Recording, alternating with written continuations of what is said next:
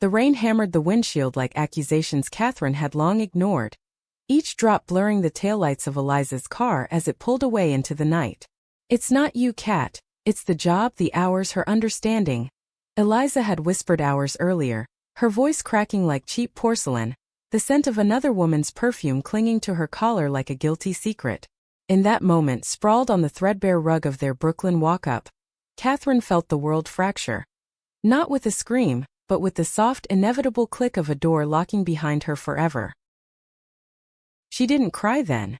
Not in the apartment that still smelled of their shared mornings, coffee and lavender shampoo mingling like false promises. Instead, she grabbed her phone, fingers trembling as they scrolled through notifications, landing on a message from a stranger named Monroe. "Hey, saw your profile. Lost soul seeking escape? Party at my family's old place in Monroe, Louisiana. No expectations, just fireflies and forgetting. Saturday." It was absurd, reckless, the kind of invitation that screamed trouble in a life already unraveling. But as thunder rattled the windows, Catherine typed back, "Count me in. Send the address." The drive south was a blur of interstates and regret, the kind that settled into your bones like humidity. Catherine had left New York behind without a backward glance, her old Subaru groaning under the weight of a duffel bag stuffed with jeans, a few sweaters, and the dog-eared copy of Audre Lorde's essays Eliza used to mock as preachy. The radio flickered between country ballads about heartbreak and static, mirroring the static in her chest. She thought of Eliza's laugh, sharp and golden in the early days, how it had turned brittle over the last year, eroded by late nights at the ad agency and whispers of just friends with her colleague Riley. Riley, with her Ivy League polish and easy charm, the woman who fit seamlessly into the Manhattan cocktail crowds where Catherine always felt like an interloper from the Rust Belt fringes. Upstate New York had shaped Catherine into someone who valued quiet over flash. Her father a mill worker who died too young from lungs black with factory dust, her mother a schoolteacher clinging to Methodist hymns and the illusion of small-town propriety. Coming out at 20 had been less a declaration than a quiet exile. Family dinners grew silent around her phase, and friends drifted toward safer harbors. Eliza had been her anchor, a transplant from Atlanta with a drawl that softened the edges of Brooklyn's grind. They met at a queer poetry slam in the Village, bonding over shared lines about loving in the shadows. But shadows have a way of swallowing light, and Riley's shadow had eclipsed them both. By the time Catherine crossed into Louisiana, the air thickened with the scent of magnolias and river mud, a far cry from the concrete anonymity of the city. Monroe wasn't the glittering south of postcards. It was a town divided by the Washita River, where antebellum mansions on one bank mocked the shotgun shacks on the other. Poverty clung to the edges like Spanish moss, and old money whispered through the oaks, guarding secrets as fiercely as family silver. The invitation had promised escape, but as Catherine navigated the cracked blacktop toward Elmwood Plantation, Monroe's crumbling estate on the outskirts, she wondered if she was trading one cage for another. The party was already in full swing when she arrived, gravel crunching under her tires like brittle bones. Lanterns strung from live oaks cast golden pools across the lawn, where laughter mingled with the strum of a guitar and the low hum of cicadas. Couples swayed on the veranda, shadows lengthening in the twilight, while inside, the air pulsed with jazz from a hidden speaker. Catherine parked at the tree-lean, heart pounding as if she'd stumbled into a dream or a nightmare.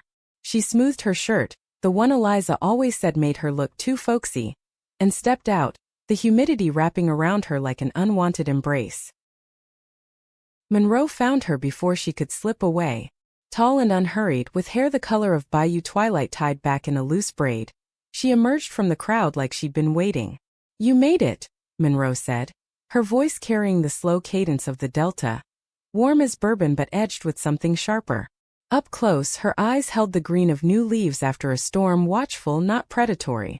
She extended a hand, callous from what Catherine would later learn were weekends restoring the very house they stood before. "I'm Monroe. No relation to the town, just a happy accident. Glad you didn't bail." Catherine shook her hand, the contact lingering a beat too long, sending a spark through the numbness she'd carried for days. "Catherine. And bailing's my specialty lately." The words escaped before she could cage them, raw and unfiltered. Monroe's laugh was low, not mocking, pulling her toward the fire pit where flames danced like confessions. They talked as the night deepened, words flowing easier than Catherine expected. Monroe was a local, born and raised in the shadow of Elmwood, which her grandmother had left her, a white elephant of faded glory, complete with leaky roofs and ghosts in the attic. She ran a small bookstore in town, curating shelves of Southern Gothic and queer memoirs, the kind that challenged the Sunday sermons across the river. This place, Monroe gestured to the sprawling porch, its columns scarred by hurricanes past, it's a magnet for strays. People come to forget or remember too much. Which are you? The question hung between them, heavy as the moss overhead. Catherine sipped the sweet tea spiked with something stronger, the burn steadying her.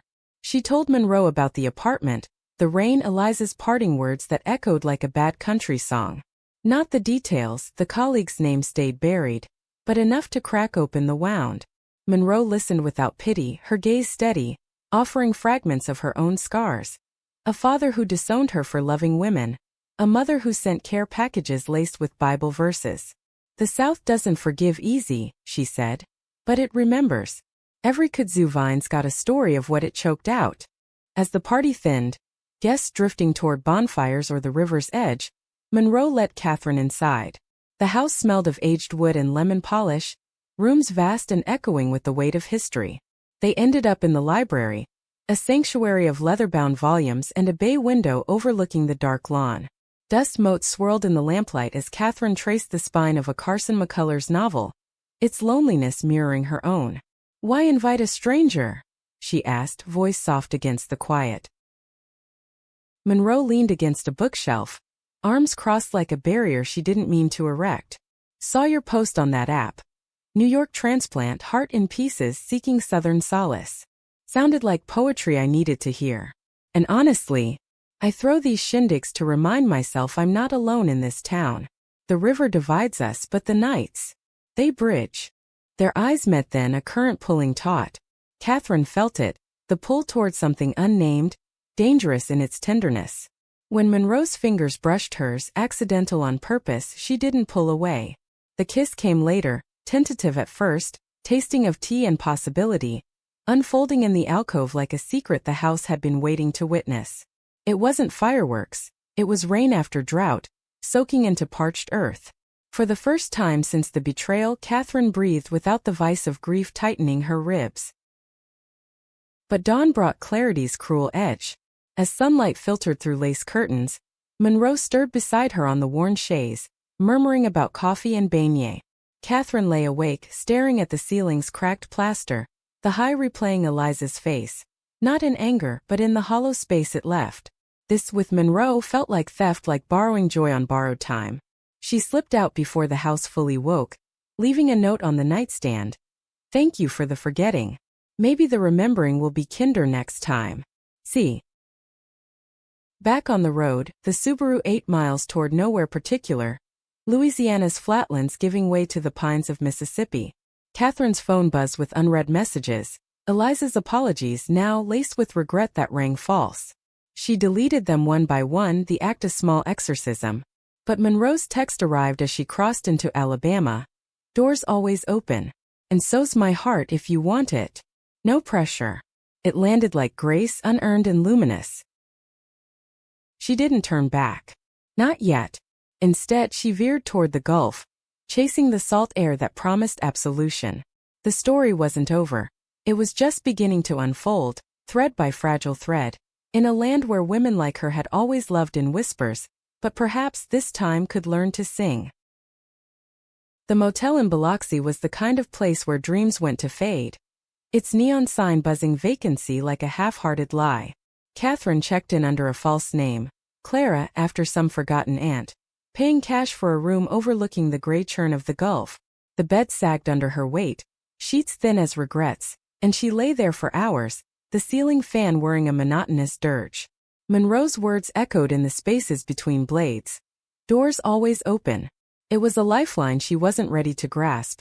Not when the sting of Eliza's betrayal still pulsed like a fresh bruise. She'd met Eliza 3 years prior, in the dim glow of that poetry slam, where words were weapons against the world's indifference. Eliza, with her quick wit and designer scarves, had recited a piece about forbidden gardens, her voice wrapping around Catherine like kudzu. They built a life in fragments.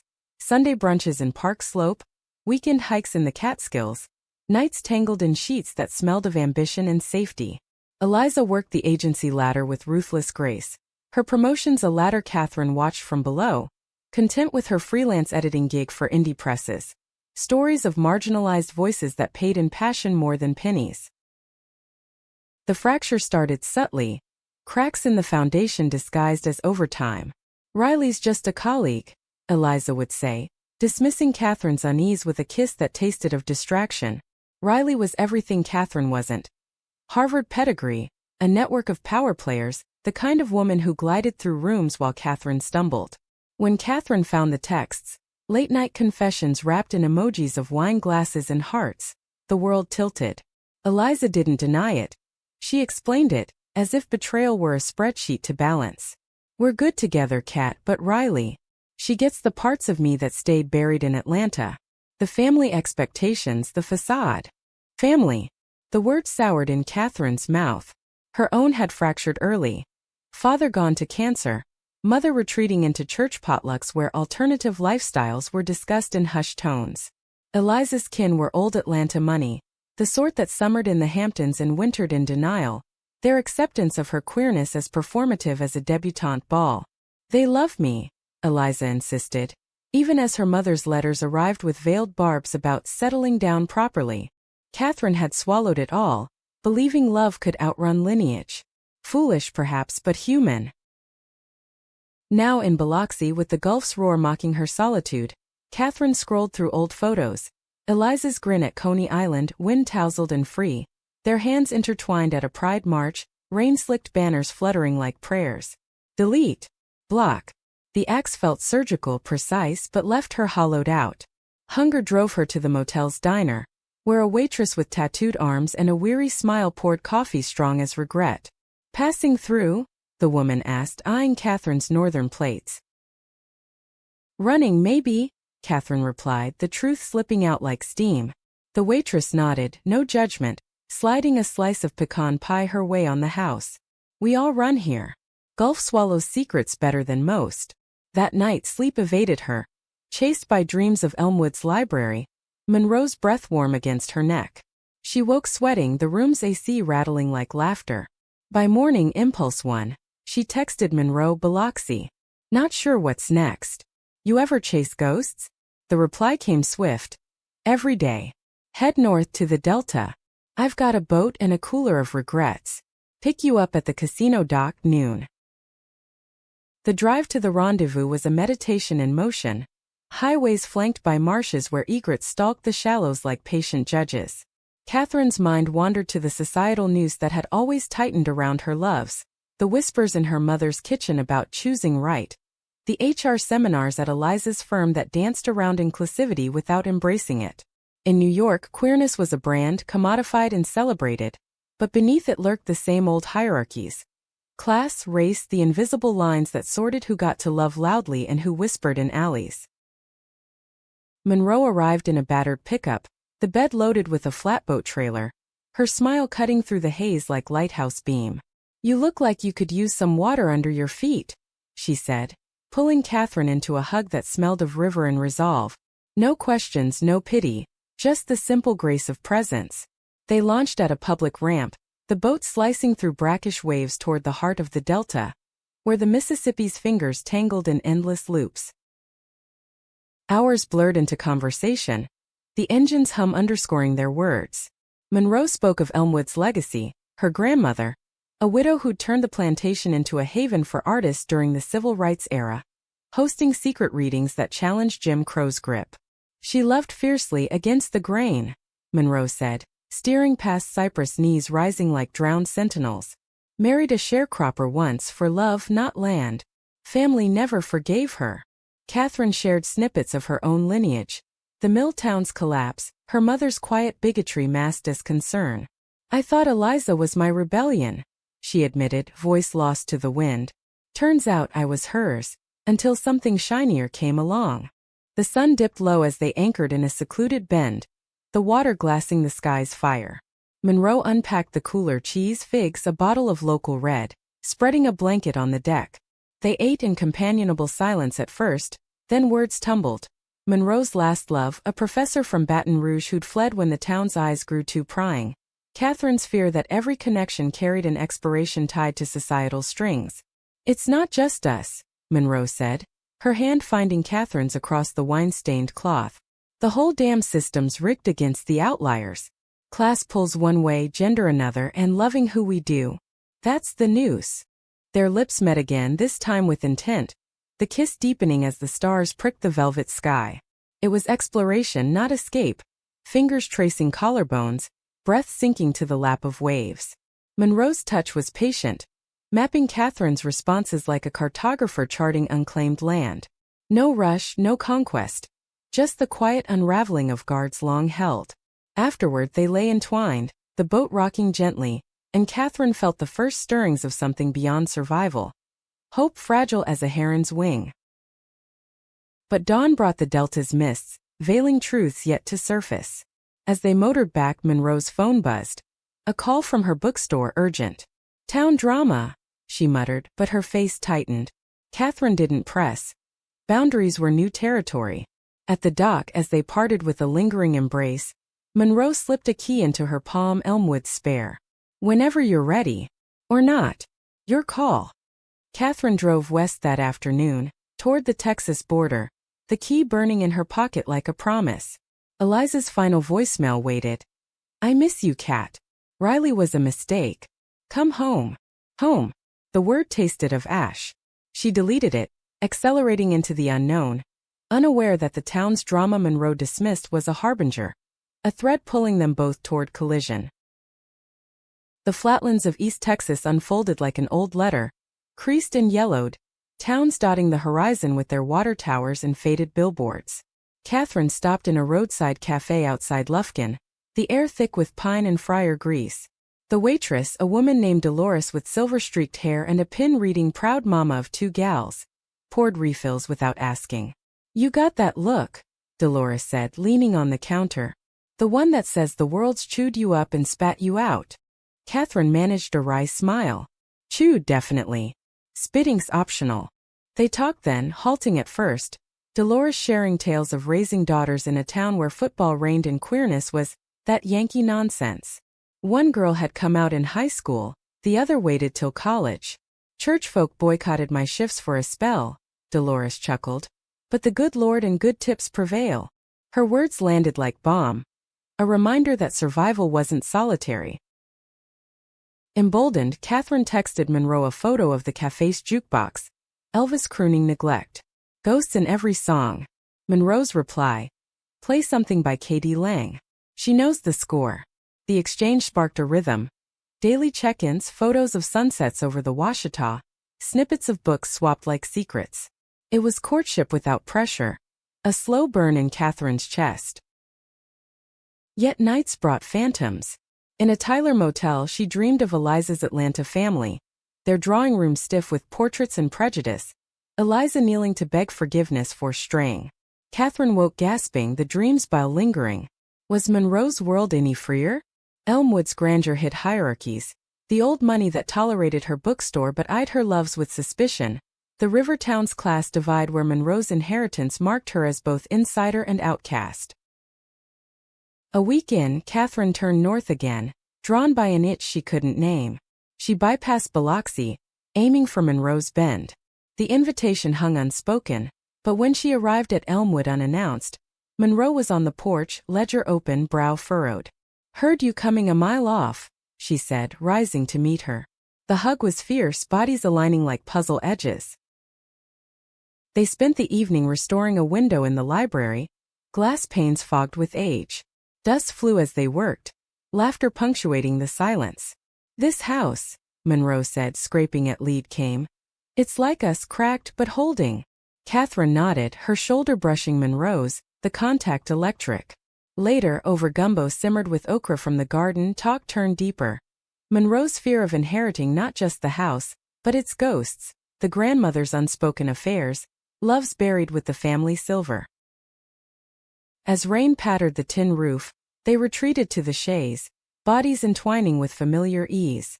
Monroe's whispers traced Catherine's skin, words of want and worth, banishing Eliza's echoes. In that cocoon, Catherine confessed the voicemail, the pull of old ties.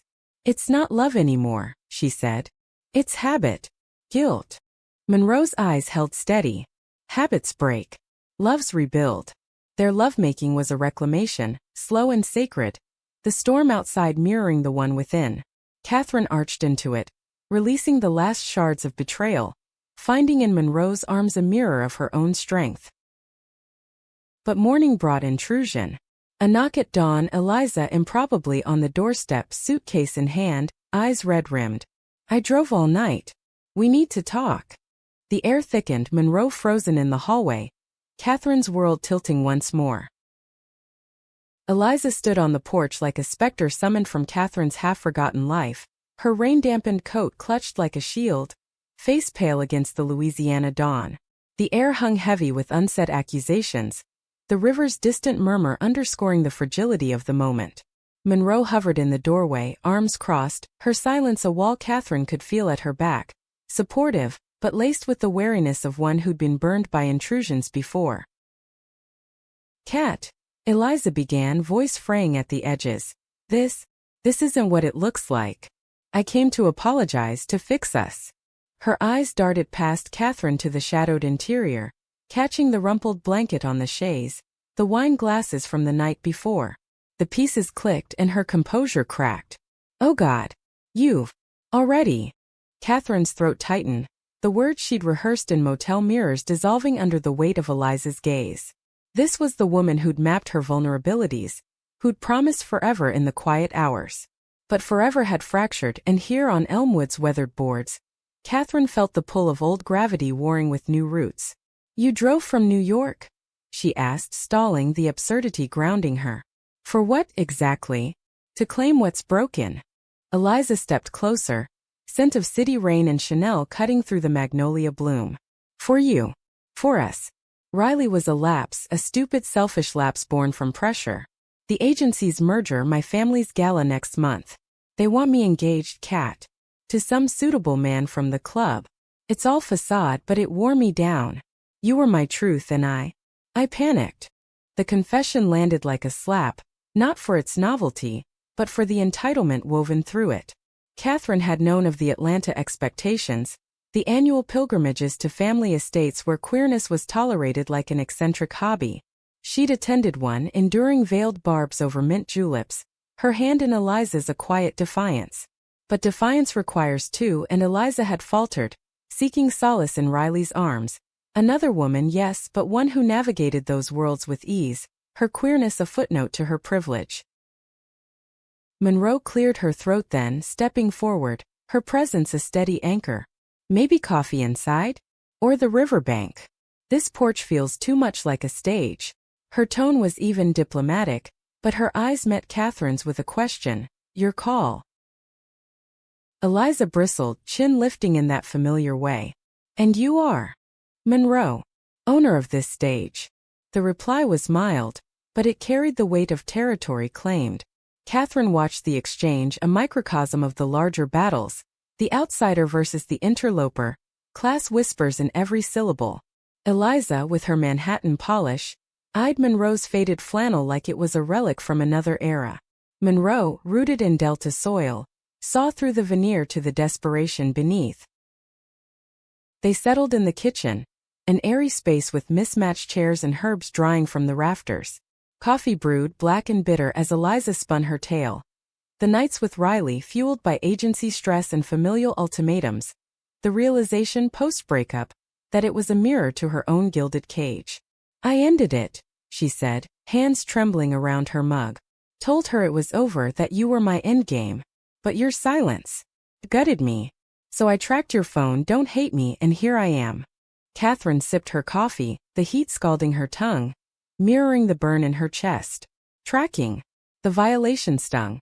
A reminder of Eliza's control masked as care. "You think you can just show up, rewrite the script?" "I drove south to breathe, Eliza. To unlearn the parts of me you made small."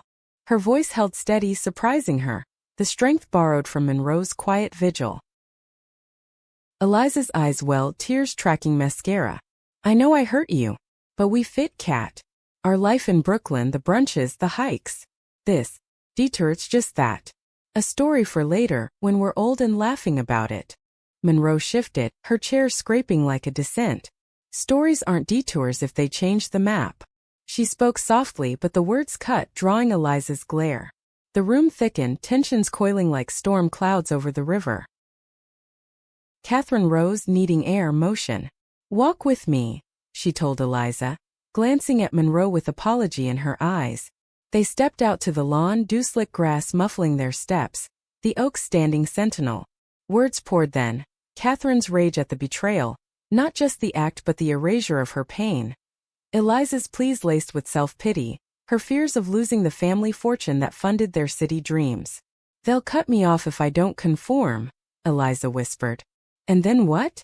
We scrape by on your editing gigs? Love doesn't pay bills. The class chasm yawned wide, a divide Catherine had always bridged with optimism. Her Rust Belt roots taught resilience, not resentment, but here it loomed. Eliza's world of inheritances versus Catherine's of earned scars. Love isn't a ledger, Catherine said, voice breaking. It's showing up even when it's hard. You didn't. They circled back as the sun climbed, Eliza's resolve fraying. Inside, Monroe had vanished, likely to the bookstore giving space. Eliza lingered, unpacking her suitcase in the guest room with tentative hope. One night, she bargained. Let me prove it. Catherine acquiesced, exhaustion winning, but sleep evaded her in the library chaise. Monroe's scent lingering on the cushions. She texted her. Intruder in the house. Not sure how to evict. Monroe's reply, ghosts take time. I'm at the shop if you need exorcism. Dawn of the next day brought fragile truce. Eliza joined them for breakfast, awkward triangles of toast and averted eyes. Monroe was gracious, sharing stories of Elmwood's quirky guests, but undercurrents swirled. As they cleared plates, Eliza's phone rang, her mother voiced tinny through the speaker. Darling, the gala's in 2 weeks. Bring that nice Riley, her family's old friends. The call ended abruptly, Eliza's face ashen. The dam broke then. Tears flowed, Eliza collapsing into a chair. See? It's endless. Conform or be cast out. Catherine reached for her, old instincts but pulled back. Monroe's presence a reminder of choices. Then fight it, Catherine said. Or let it go. But don't drag me into your cage. Eliza left that afternoon, suitcase repacked.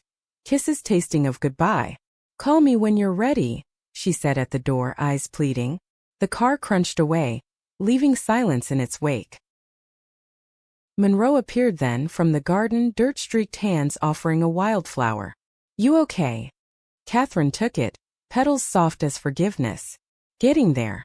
Thanks for not fighting my battles. They spent the day in quiet repair, painting the library's trim, laughter easing the ache. But as evening fell, Monroe's earlier call resurfaced. The bookstore vandalized, slurs spray-painted on the windows. Sinners Denver. Town backlash, she confessed, tied to a church group's ire over her queer reading section. It's escalating, Monroe said, voice tight. They want me gone. Catherine's heart clenched, the South's underbelly exposed. Prejudice not relic but living vein. Then fight, she echoed her own words. With me. That night they made love with urgency. Bodies a bulwark against the world's slings. Monroe's whispers were vows unspoken. Catherine's responses a reclamation.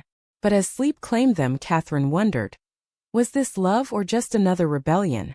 The answer hovered, elusive as fireflies in the dark. Days blurred into a rhythm at Elmwood.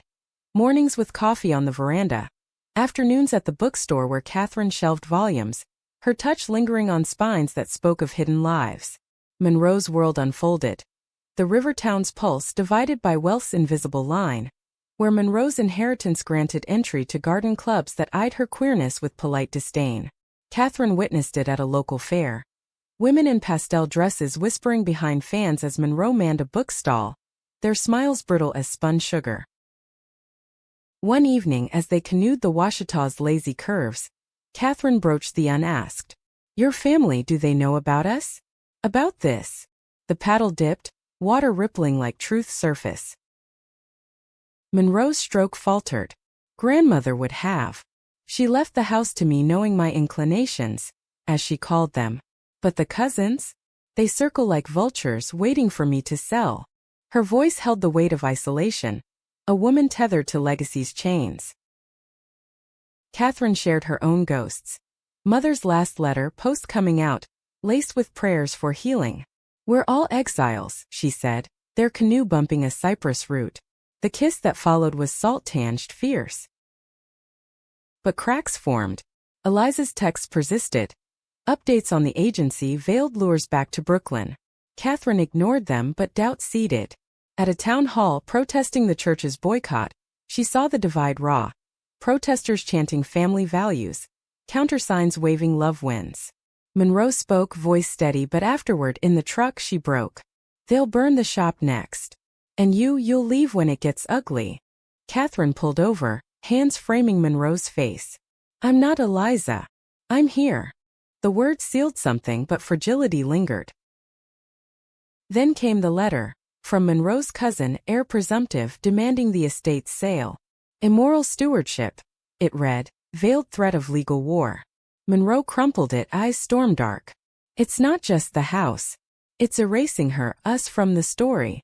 Catherine held her through the night, plans forming in whispers, community fundraisers, queer alliances. But as high water from upstream floods lapped Elmwood's foundations, Catherine felt the tide of change, love's waters rising, threatening to drown or deliver. The floodwaters crept up Elmwood's drive like insidious doubt, turning the gravel path to mud and stranding the Subaru against a live oak. Catherine watched from the attic window, rain sheeting the glass, as Monroe waded out with sandbags, her figure blurred by the deluge. It was October now, the Delta's seasonal wrath mirroring the turmoil within. The cousin's letter a gauntlet thrown, Eliza's shadows lengthening via unanswered calls. Catherine's phone propped on a crate, lit with a New York area code. She silenced it, turning back to the chaos below. Downstairs, the library suffered first, volumes swelling on lower shelves, ink bleeding like confessions. They salvaged what they could, arms laden with dripping tomes, laughter brittle against the roar outside. Southern baptism, Monroe quipped, shaking water from her braid. But her eyes held the strain of a woman defending her ground. Catherine pulled her close amid the stacks, their wet clothes clinging, breaths mingling in the dim lantern light. We'll rebuild, she murmured, the vow a talisman against the rising tide. The storm passed in 2 days, leaving Elmwood sodden but standing, a testament to resilient bones. Neighbors arrived then, unlikely allies from across the river, bearing gumbo pots and chainsaws, their aid unspoken amends for the vandalism's sting. Dolores from the Biloxi diner even drove up, her truck bed heaped with supplies, regaling tales of her own flood-fought loves. Water tests the foundations, she said, hugging Catherine fierce. Yours hold. In the aftermath, community knit tighter. The bookstore reopened with fanfare. A ribbon-cutting thronged by locals, queer flags fluttering beside Confederate ghosts repurposed as protest banners. Monroe spoke, voice carrying over the crowd. This town's stories aren't owned by one side. They're woven from all of us, the outcasts, the lovers, the fighters. Catherine stood beside her, hand brushing hers, the contact a quiet claim. Applause swelled, but in the fringes glares lingered, church elders murmuring, the cousin's proxy watching from a pickup's cab. That night victory tasted sweet. They hosted a reading on the lawn, fireflies winking approval as voices rose. Poets from New Orleans reciting lines of defiance, locals sharing memoirs of hidden selves. Catherine read from Audre Lorde, her voice steady for the first time in months, words on transformation cutting the humid air. Monroe's gaze found hers across the flames, pride and desire intertwined. Later, in the restored library, they celebrated privately. Monroe's hands mapped Catherine's skin with reverence, each touch a reclamation from flood and fracture. You stayed, Monroe whispered, lips trailing her collarbone. Catherine arched, response a gasp. Where else? Their union was fire after water, urgent and unyielding, bodies speaking what words faltered. Partnership, not possession. But dawn brought reckoning. The cousin arrived unannounced, a wiry man in khakis and a club tie, his wife hovering like a shadow. "Monroe, this farce ends," he declared in the parlor. Legal papers fanned like a bad hand. The estate's entailed for moral heirs. Your lifestyle voids it. The word hung laced with the South-sold venom. Class and creed entwined. Queerness the convenient sin. Monroe's face hardened, but Catherine stepped forward, voice calm. Moral? Like defacing a bookstore? Or flooding a town and blaming the vulnerable? The wife gasped, but the cousin pressed, citing clauses from grandmother's will, twisted through lawyerly lenses. Sell or we contest. Family honor demands it. Honor.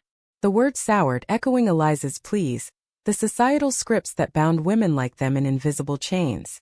Monroe's hands trembled, but she met his gaze. Grandmother built this for rebels, not relics. Contest away. He left with threats of court, the door slamming like judgment. Monroe sank to the rug, head in hands. It's not just the house, it's her legacy, my anchor. Catherine knelt, drawing her close. Then we fight for it. Together. The battle lines drew swift. Monroe's allies mobilized. Lawyers from queer legal funds in Atlanta. Historians unearthing grandmother's diaries of interracial loves and suffrage fights. Catherine dove in, her editing eye poring over documents, uncovering clauses of intent. The estate for those who love without fear. Media sniffed the story. Local papers framing it as heritage clash. National outlets as queer rights flashpoint. Eliza called then, voice tentative over the line. Saw the news. Sounds intense. Need backup. Catherine hesitated, the offer a bridge half burned. We're managing. But thanks for seeing it. The call ended without reconciliation, but with a seed. Perhaps forgiveness needn't mean return. As weeks churned toward court, tensions simmered. Town divided further, boycotts on Monroe's shop, but counter-rallies swelling. Catherine faced her own ghosts. A letter from her mother arrived, postmarked from the upstate town, words halting. Heard about your friend. Proud in my way. Come home sometime. Progress jagged-edged. One night, pre-trial jitters high, they drove to the river's edge. Blanket spread under stars. Monroe unpacked a thermos of chicory coffee, her voice soft. If we lose, I go, start over somewhere neutral. Catherine's heart clenched. We. Not you. Their kiss was salt of unshed tears, love-making on the bank a defiant right. Bodies grinding against Earth's indifference, cries swallowed by the current. Court day dawned crisp. Monroe County Courthouse, a bastion of columns and echoes. The room buzzed, reporters in back pews, allies crammed beside. The cousin's lawyer droned, painting Monroe as deviant, the will's intent clear in context. But Monroe's counsel countered fierce, diaries read aloud.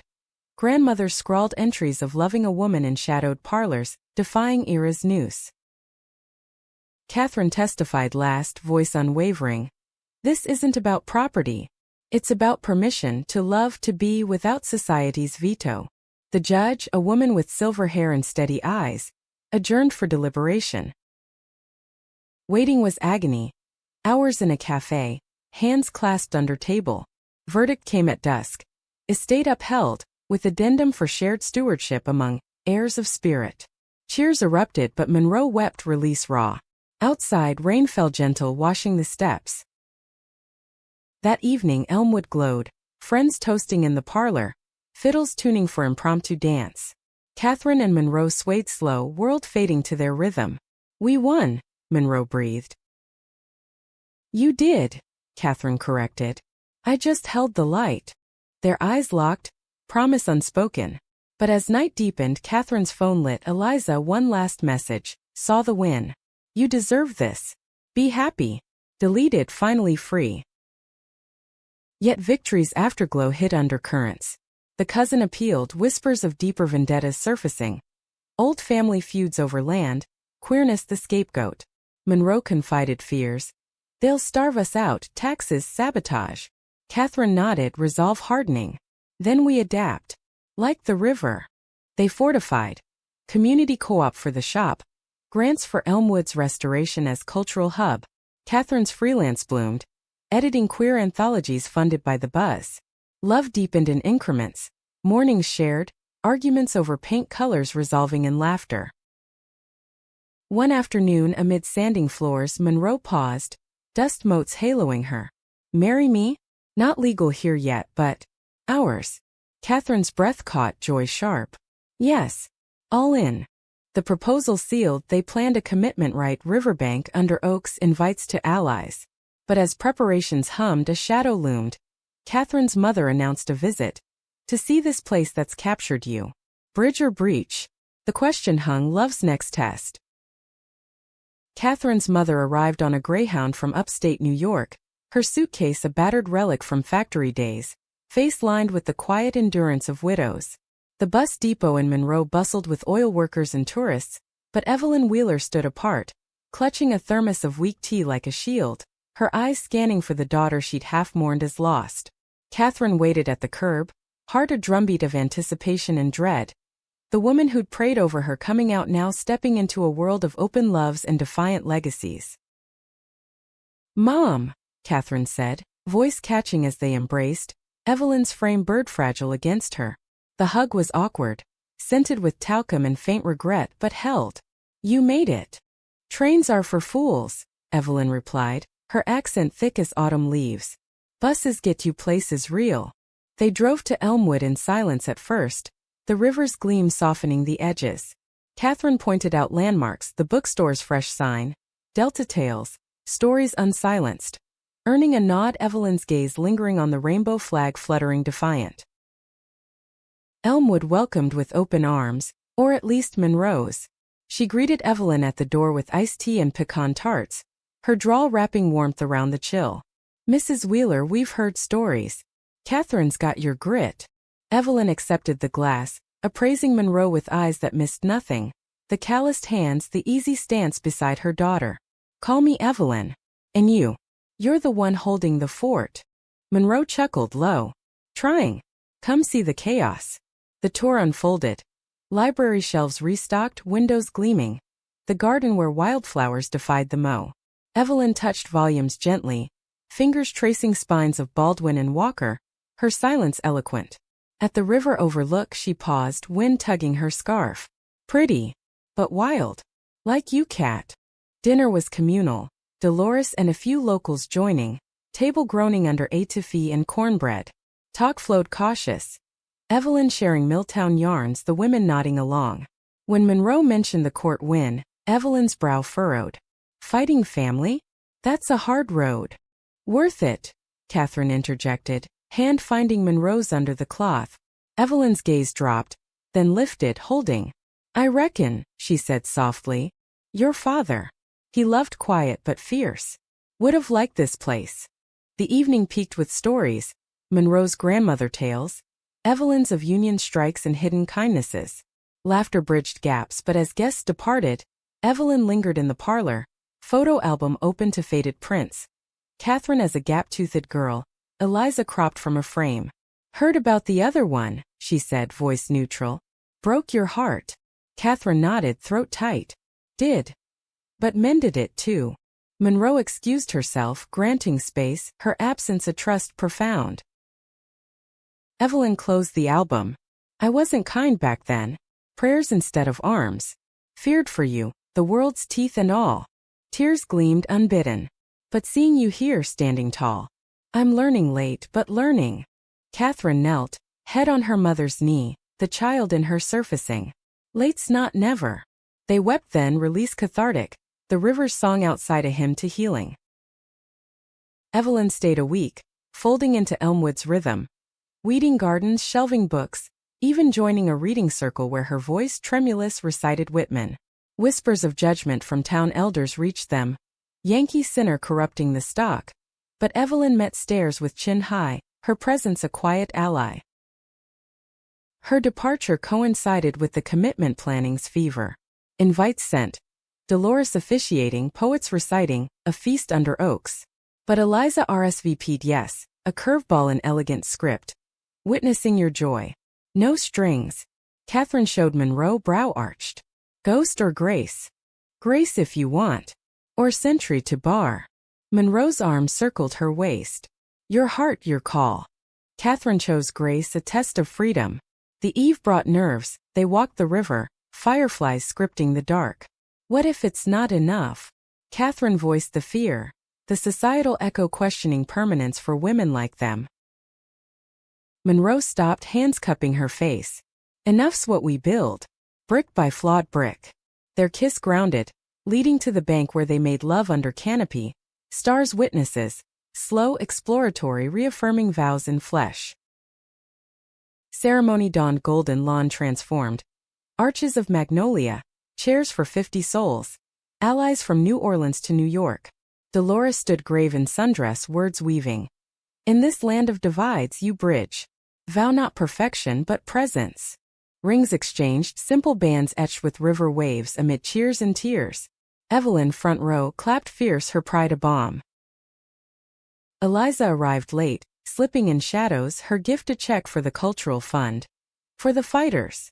Their eyes met across the crowd, nod exchanged. Closure not claim.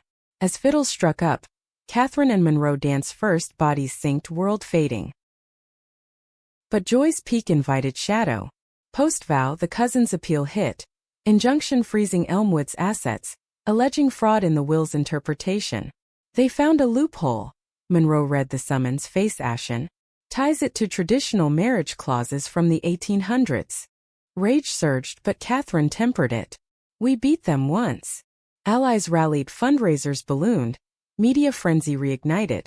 Evelyn, back north, sent clippings with notes. Yankee pride for Southern fire. Weeks of depositions drained. Nights tense with strategy. One eve, exhaustion peaked. They argued. Catherine pushing aggressive counters. Monroe urging settlement to preserve peace. It's not surrender, Monroe pleaded. It's survival. Survival on their terms? Catherine shot back, voice raw. That's Eliza's cage all over. Words hung, wound fresh. They parted to rooms, silence heavy. Dawn brought apology, coffee and croissants on the veranda. Monroe's hand extended. You're right. Fight's ours. Reconciliation in bed, tender, mending the rift. Bodies whispering forgiveness, love's resilience tested anew. The hearing loomed, a crescendo. As they drove to court, Catherine's hand in Monroe's, she felt the arc bending. From betrayal's ashes, a forge of self. Whatever verdict they stood forged. The gavel fell mid-November. Judge's voice cutting mist. Appeal denied. Estate affirmed with protections for non-traditional stewards. Jubilation erupted. Hugs in the hall, champagne at Elmwood. But victory tasted bittersweet. The cousins' final glare promised lingering grudge. Society's undercurrent ever present. That night, alone under quilts, Monroe traced Catherine's ring. We did it. We, Catherine echoed, peace settling. Yet in quiet hours she pondered the cost. The divides bridged, but others eternal. Love she knew was rebellion perpetual. As winter whispered south, plans bloomed. Elmwood as retreat for queer writers, Catherine editing on site. Eliza faded to occasional cards, her own path diverging. Evelyn visited monthly, her transformation a quiet miracle. But one letter arrived, anonymous, postmarked Atlanta. Watch your backs. Blood tells. Threat veiled but real, the old guard's last hiss. Catherine showed Monroe resolve, stealing. Let them come. We're rooted now. Winter and Monroe wrapped Elmwood in unlikely frost. The river icing at edges like half-formed regrets. The oaks bear sentinels against gunmetal skies. Catherine woke to Monroe's side of the bed cool. The note on the pillow simple. Book run to Nola. Back by dark. Love you. She traced the words, ink still damp. A talisman against the anonymous letter's chill. Blood tells. The phrase echoed patriarchal ghosts. The cousins' kin, perhaps, or town purists clinging to faded supremacies. They'd ignored it at first, filing with authorities, but vigilance shadowed their days. The retreat's launch filled the void. Applications flooded. Writers from coasts and heartlands, seeking sanctuary in Delta whispers. Catherine curated the roster, her inbox a mosaic of voices. Trans poets from Seattle, black lesbians from Chicago, elders uncloseting late. First arrivals came in January. Snow flurries dusting their cars, faces alight with tentative hope. Elmwood transformed. Dormer rooms aired, kitchen stocked with communal feasts. Readings echoed in the library. laughter spilling to verandas where fire pits crackled against the cold. Monroe thrived as host, her drawl weaving welcomes, but Catherine saw the toll. The letter's undercurrent tightening her sleep, arguments flaring over security lights. "It's paranoia," Catherine soothed one night, arms around her in the kitchen, gumbo simmering forgotten. "We're building light here." Monroe leaned in, breath warm. Light casts shadows longer. Their kiss deepened, migration to the rug, bodies a counter to fear, fingers interlacing, rhythms syncing to heartbeats, lovemaking as liturgy, affirming presence amid peril. Evelyn's next visit brought levity, her bus fare covered by Catherine's royalties from a new anthology. She arrived bearing mittens and Methodist cookies, diving into retreat duties, baking for brunches, sharing yarns that hushed rooms. One evening, over chess by the hearth, she confided, "Your father's ghost visits less now. Says you're whole." Tears pricked, Evelyn's arc from prayer to pride, a human hymn. The threat materialized subtly. Slashed tires on a guest's car, graffiti on the boathouse. "Go home, Yankees." Police shrugged, kids they claimed, but Monroe's eyes darkened. "Blood tells," she murmured, echoing the note. Catherine rallied the group. Workshops on resilience, self-defense circles laced with laughter. "We're not victims," she declared in a circle, hands linked. "We're the story they can't erase." Eliza's shadow resurfaced indirectly, a donation to the fund, anonymous but traced to her agency. Catherine called voice neutral. Saw the gift. Why? Eliza's laugh was lighter, unburdened. Redemption arc. And honestly, watching you build freed me to quit the climb. Starting a nonprofit now, Queer Youth in the South. Pause genuine. I'm happy for you, Kat. Truly. The call closed chapters, betrayal transmuted to bridge. Catherine shared it with Monroe over wine, veranda stars witnessing. See? Even wounds heal. Spring thawed the land, retreat sessions blooming. Tulips in the garden, writer's words unfurling like leaves. But the cousin struck final. Lawsuit amended, alleging undue influence, dragging grandmother's diaries into tabloid fodder. Headlines screamed, plantation scandal, lesbian heirs versus legacy, sensational slop that drew gawkers to Elmwood's gates. Monroe faltered then, retreating to the river alone, canoe-cutting solitude. Catherine found her at dusk, paddle idle, face streaked. "It's poison," Monroe whispered, twisting her love into spectacle. Catherine boarded, rocking the craft gentle. "Then we own the narrative." They motored home, plan forming. Public reading of the diaries unredacted, inviting the town to witness truth. The event drew crowds, curious, hostile, hopeful. Under oaks, Monroe read first, voice steady. Entries of grandmother's loves, women in moonlight, men in shadows, defying era's edicts. Catherine followed, her piece on betrayal to belonging, words raw. Society bids us choose, conform or crumble. But love is the crumble that rebuilds. Gasps, applause, a few walkouts. The cousin lurked rear, face thunderous but stayed silent. Post-reading, hands shook. Elders nodding, youth inspired. Even Evelyn, visiting, stood beaming. Aftermath shifted tides. Donations surged, the lawsuit withdrawn amid backlash. The cousin vanished north. Rumors of disinheritance. Elmwood solidified. Cultural beacon, retreat permanent. Summer solstice brought their vow renewal. Intimate under full moon. Allies circled, dolorous intoning. From ashes to oaks you grow. Rings reaffirmed, dance wild with fiddles. Monroe pulled Catherine close mid-twirl. Forever's a choice daily. Catherine grinned, sweat slick. Choosing you. Years folded then, seasons cycling. Catherine's mother settled nearby, a cottage by the river. Her stories now retreat lore. Eliza visited once, friendship tentative but true. Threats faded, society's growl softening to mutter. Progress incremental but real. One autumn eve, porch swing creaking, Monroe mused. That party, the strangers invite, changed everything. Catherine laced fingers. From fracture to this. They watched fireflies, bioluminescent proofs of persistence. The story ended not in triumph absolute, but in quiet revolution. Two women loving against the grain, weaving a tapestry of self. In America's fractured heart they proved love unbound outlasts the noose. Blood tells, yes, but so does heart. And in that telling freedom bloomed.